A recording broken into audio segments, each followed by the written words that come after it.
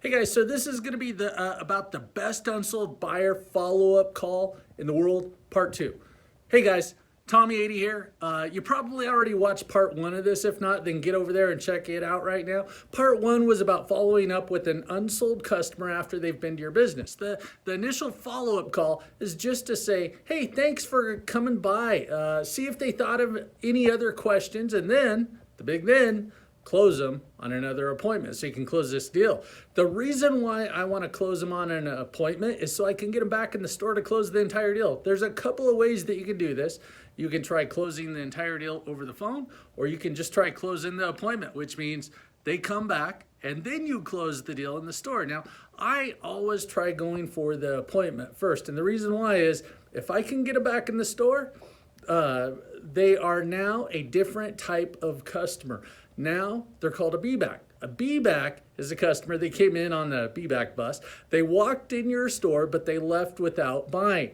And then they came back. That's a B-back. A B-back has a much higher closing ratio. The closing ratio on a first-time walk-in is under 20%. The close rate on a B-back, up around 70%. If an unsold customer comes back, that means they like and trust you, which helps explain the reason for the higher closing ratio. It also explains why I try to close the appointment rather than the deal if I'm on the phone with the customer.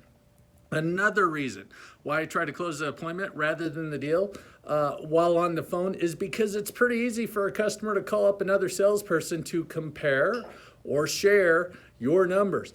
Or since anyone can typically beat your price, I'd rather get the buyer in my showroom to take that advantage away from them. So let's assume that I made a call to the customer to thank him for coming in. I ask him, have you thought of any other questions? And then I try to close my appointment. I do that by asking them something like, did you guys make a purchase yet? They say, no, they didn't. We talk about them just wanting to get a good deal on the perfect purchase. I ask them, hey, as long as I could help get that good deal on something that you like, what time could you guys be here? An hour later on today. They don't budge. They won't come in. My appointment setting technique doesn't work this time. What am I going to do? I've got to go a different direction with this. They won't come in. So now, I've got to figure out what to do. First off, don't talk yourself out of a sale. Don't try to discount your way to a sale. That'll just drop your profit without learning anything about actually selling. Ask your customer this.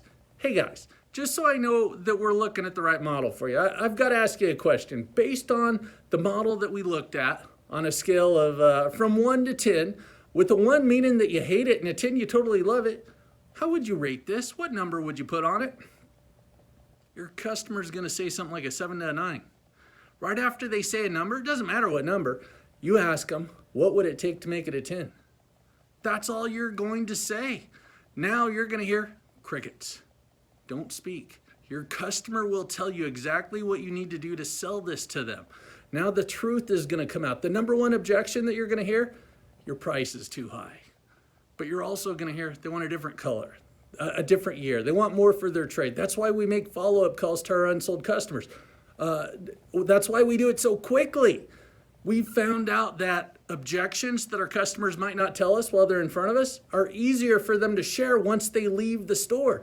Take that objection that they have, isolate it, and turn it into a close. If you handle this just like I said, then you're going to turn more of your unsold prospects into buyers.